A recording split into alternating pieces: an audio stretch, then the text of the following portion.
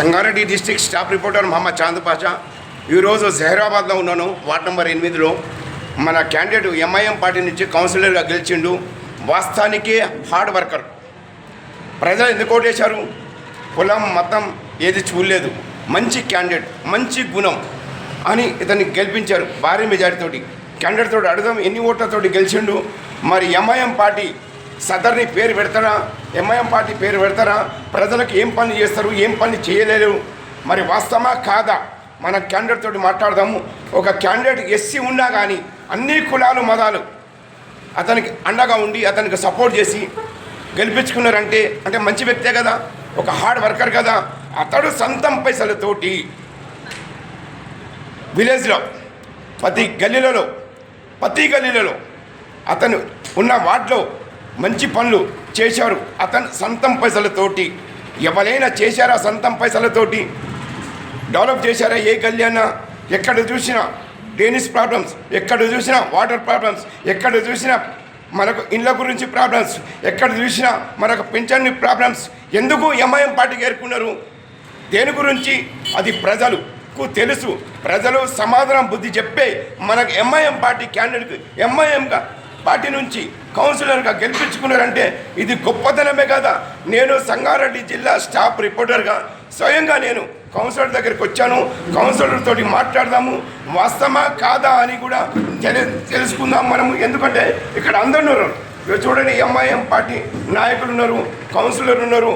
మరి దీనికి మన కౌన్సిలర్ గారు సమాధానం మరి అడిగింది సమాధానం ఇస్తారా లేదా అని. కానీ ఇదొక్కటి నేను వార్డ్ నెంబర్ 8 ప్రజలకు ధన్యవాదాలు చెప్తున్నాను. నేను కూడా ఒక బాగా మెజారిటీ తెచ్చుకున్నారు. వాస్తవానికి అతడు హార్డ్ వర్కరు, మంచి పనులు చేస్తాడు. ఇక ముందు కూడా మంచి పనులు చేస్తాడు. ఏదైతే పైసా శాంక్షన్ అవుతుందో దాంట్లో మొత్తం ఖర్చులు పెడతాడు. వచ్చే ఎన్నికల్లో కూడా అతడు పోటీ చేస్తాడు. కానీ బాజీ మెజారిటీతో వచ్చే ఎన్నికలు ఇప్పుడు ఒక రెండు సంవత్సరాలన్నరలో ఎమ్మెల్యే ఎలక్షన్ వస్తుంది.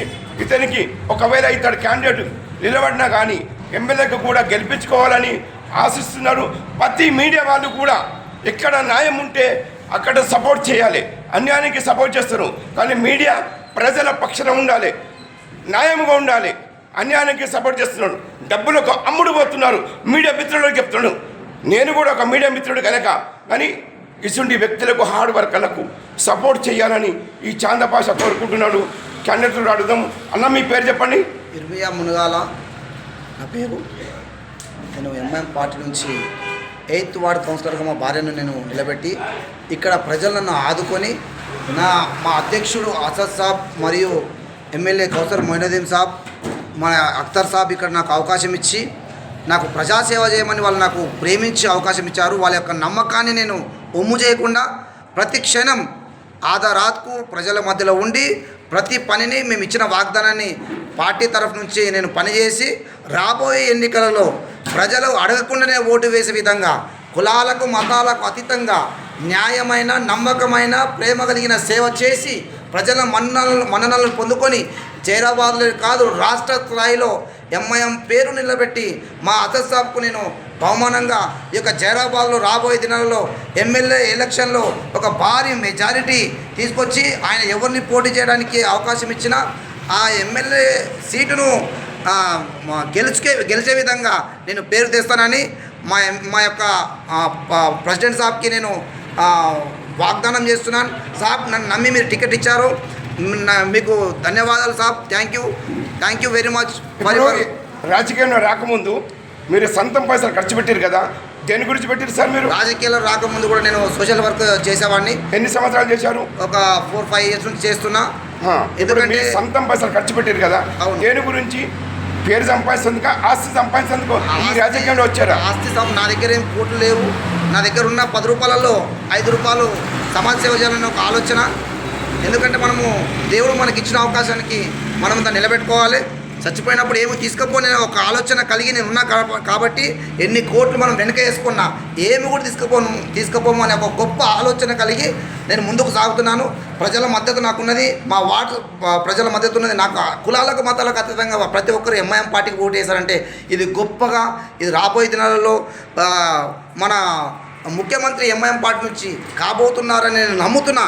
ఎందుకంటే ప్రజల్లో ఒక ఆత్మ విశ్వాసం నింపడానికి నా వంతు నేను కృషి చేస్తానని మాట ఇస్తూ thank you very much Sadar Saab. Sir ఇప్పుడు కొంతమంది వికలాంగులు ఉన్నారు, వాళ్ళకి ఏమేమి చేయగలుగుతారు? ఇప్పుడు మనకు వికలాంగులకు చాలా మంది చేస్తలేరు సార్. 100% మనం వాళ్ళకి సపోర్ట్ చేసాం. మన పార్టీ తరఫు నుంచి మనము గవర్నమెంట్ తరఫు నుంచి మాట్లాడి వాళ్ళకు వస్తున్న పెన్షన్ కన్నా ఇంకా ఎక్కువ మాట్లాడి మనం ఇప్పడానికి మనం అవకాశం ఉంటుంది తప్పకుండా. సార్ ఇంకొకటి, ఆడపిల్లలకు మ్యారేజ్ జరుగుతలేదు, వాళ్ళు ఎందుకంటే కట్నాల గురించి తల్లిదండ్రులు కట్నం ఇయ్యక ఊరేసుకుంటున్నారు సార్. అసలు వాళ్ళకు మీరు హెల్ప్ చేయగలుగుతారా? నేను మా వార్డు ప్రజలకు నేను ఆల్రెడీ వాగ్దానం చేశాను. ఎవరైతే ఆడపిల్లలు వివాహం చేసుకుంటారో ప్రతి పేద ఆడపిల్లలకు నా వంతుగా చిన్న సహాయం, చిరు సహాయం 10,000 రూపాయలు కానుకగా ఇస్తానని నేను వాగ్దానం చేశాను. తప్పకుండా ఆ మాట నిలబెట్టుకుంటానని నేను మీడియా ముఖం కూడా తెలియజేస్తున్నాను. సార్ ఇంకొకటి, తల్లిదండ్రి లేని అనాథ పిల్లలకి మీరు ఏమైనా హెల్ప్ చేయగలుగుతారా? తల్లిదండ్రి లేని వాళ్ళ అనాథ పిల్లలకు, ఎందుకంటే ఈ అనాథ పిల్లలకు మీరు ఆదుకుంటే మీకు లక్షల మంది మీకు ఆశీర్వాదిస్తారు. ఆశీర్వాదంతో మీరు మంచుకుంటారు సార్. ఆస్తి సంపాదించేందుకు రాలేదు, మీరు ఒక మంచి పేరు సంపాదించేందుకు వచ్చారు. ఎందుకంటే ఎవరి నోటితో ఏ ఆశీర్వాదం అయితే తెలియదు కదా సార్. చెప్పండి, అనాథ పిల్లలకు ఆదుకుంటున్నారా? ఎవరికైతే విద్య లేకుండా వాళ్ళు చదువుకోకుండా ఇంటి దగ్గర ఉంటారో ప్రతి ఒక్కరు కూడా ఆర్థికంగా సహాయం చేయడానికి నేను ముందు ఉంటా. మీ సమస్యలు తెలుసుకుంటా. అదేవిధంగా ఏ కుటుంబంలో ప్రాబ్లం వచ్చినా, ఏ సమస్య వచ్చినా అది నా సమస్య, నా ప్రాబ్లంగా భావించి అనునిత్యం ఆదరాత్కు నేను మీకు సేవ చేసి మీ సేవకునిగా, మీ చితగానిగా, మీ యొక్క 8 వార్డు సభ్యులని 2,240 మంది 70 మంది ప్రజలకు నేను జీతగాన్ని, నేను జీతం ఉన్న మీకోసం నాకు జీతగానిగా మీరు ఉంచుకున్నారు. నేను ప్రతి క్షణం మీకు సేవ చేస్తానని నేను వాగ్దానం చేస్తున్నాను. సార్ నమస్కారం సార్, నేను Sangareddy district staff reporter Mohammed Chand బాషాని. నమస్తే అండి. సార్ ఏ పార్టీ నుంచి గెలిచారు? ఎంఐఎం పార్టీ నుంచి నేను 91 ఓట్ల మెజారిటీతో నా ప్రజలు నన్ను ఆశీర్వదించి కులాలకు మతాలకు అతీతంగా నాకు ఓటు వేసి నాకు విజయం ఇచ్చారండి. మీరు క్యాండిడేటా? మా భార్య సూర్యాపేట సోనమ్మని నేను క్యాండిడేట్గా ఇక్కడ ఎస్సీ మహిళ వచ్చింది కాబట్టి మా భార్య నిలబెట్టడం జరిగింది. మా భార్య తరఫు నుంచి నేను ప్రచారం చేశాను. పని చేస్తూ కూడా ఆమెకు తోడుండి ఆమెకు సపోర్ట్గా ఉండి ఈ యొక్క వార్డును అభివృద్ధి చేయడానికి ముందుంటానండి. క్యాండిడేట్ పేరు కరెక్ట్గా చెప్పండి సార్ ఒక్కసారి. సూర్యాపేట సోనమ్మ, ఎంఐఎం పార్టీ నుంచి. ఎంఐఎం పార్టీ నుంచి ఏ వార్డు నుంచి గెలిచారు? 8th వార్డు నుంచి కౌన్సిలర్ గెలుపొందిండ్రు. జైరాబాద్లోనే కని విని ఎరగని రీతిగా ఈ యొక్క 8th వార్డు నిలిచిందండి. ఎందుకంటే నా వార్డు కాదు ఇది. ఈ ప్రజలను ఎప్పుడు చూడలేదు, ఈ ప్రజలతో ఎప్పుడు నేను మాట్లాడలేదు. కానీ ఈ ప్రజలందరూ కూడా 2,000 మంది నన్ను నమ్మిండ్రు, నాకు ఓటు వేసిండ్రు. అత్యంత భారీ మెజార్టీతో నాకు విజయం ఇచ్చిండ్రు. ఎంఐఎం పార్టీని ప్రేమించిండ్రు. ఎంఐఎం పార్టీకి ఓటు వేసి నన్ను కౌన్సిలర్ చేసిన ఈ 8th వార్డు ప్రజలందరినీ కూడా 100% వాళ్ళ యొక్క సమస్యలు తీర్చి అన్నిత్యం వాళ్ళకు తోడుగా ఉండి నేను వాళ్ళకు భరోసా ఇస్తూ మా పార్టీ అండదండలతో నేను ఈ యొక్క వార్డును డెవలప్ చేస్తానని ప్రతిజ్ఞ చేస్తున్నా. సార్ ఇక్కడ వాటర్ కొంత కొనుక్కొని అవుతున్నారు సార్. వాటర్ గురించి చైర్మన్ తోటి మాట్లాడతారా సార్? 100% నేను కలిసాను చైర్మన్ తోటి. ప్రతి సమస్యను చైర్మన్ దృష్టికి తీసుకెళ్తాను, మా నాయకుల దృష్టికి తీసుకెళ్తాను.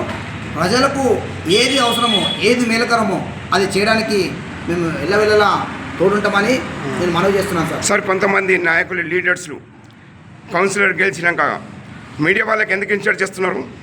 మీడియా అంటే ప్రజల పక్షాన ఉంటుంది. చిన్న మీడియా కానీ పెద్ద మీడియా కానీ మీడియా వాళ్ళకు ఎందుకు ఆన్సర్ ఇస్తలేరు? ఇప్పుడు మీరు మాకు ఆన్సర్ ఇచ్చారు, మీరు ఇప్పుడు వేరే వాళ్ళు లీడర్స్ కొంతమంది ఎందుకు ఆన్సర్ ఇయ్యారు సార్? దాని గురించి ఏంటి సార్? వేరే వాళ్ళ కోసం నాకు తెలియదండి. అంటే వాళ్ళు కూడా కౌన్సిలరే కదా. మీడియా లేకపోతే ఇప్పుడు ఈ సమస్యలు కానీ, ప్రజా సమస్యలు కానీ, ప్రజల యొక్క బాధకు ఒక గవర్నమెంట్కి ప్రజా సమస్య తెలవాలంటే మీరు లేకపోతే ఈ సమస్యలు లేవు. సమస్యలు గవర్నమెంట్ తెలియదు. మీరే మాకు మధ్యవర్తిత్వం వహిస్తారు. మీరు మధ్యవర్తిత్వం మాకు లేకపోతే మా యొక్క గొంతు మూగబోతుంది. కనుక మీరు ఈ ప్రజలకు బలమైన, మీరు ఒక ఏమంటారు ఫైటర్స్, మీరు ప్రజల మధ్య నుండి పోరాడే వాళ్ళు. మీరు ప్రేమించాలి. ప్రతి ఒక్క మీడియాలో పనిచేసే ప్రతి ఒక్కరికి కూడా అందరినీ కూడా నేను వందనాలు చెల్లిస్తున్నాను. మీ అందరికీ మీరు మా కోసం, ప్రజల కోసం మీ యొక్క ఫ్యామిలీని త్యాగం చేసి అనునిత్యం రాత్రి పగలు మీరు ప్రజల యొక్క మేలు కోసం కోరే మీకు మీ యొక్క ఫ్యామిలీలు కూడా బాగుండాలి. మీరు కూడా బాగున్నారని మేము ఆశిస్తున్నాం. సో మీడియా వాళ్ళకి ఇది కూడా చెప్తున్నారు, మీరు ఎక్కడ న్యాయం ఉంటే అక్కడ సపోర్ట్ చేయాలని చెప్తున్నారు కదా. తప్పకుండా నా ప్రియమైన మిత్రులారా, నా యొక్క అన్నలు, మీరు న్యాయం వైపు నిలబడండి, న్యాయం వైపు పోరాడండి, ప్రజలకు మేలు చేయండి. లాస్ట్లో ఒక్కసారి మన క్యాండిడేట్ పేరు చెప్పండి. Suryapet Sonamma, wife of Munugala ఇదిమియా.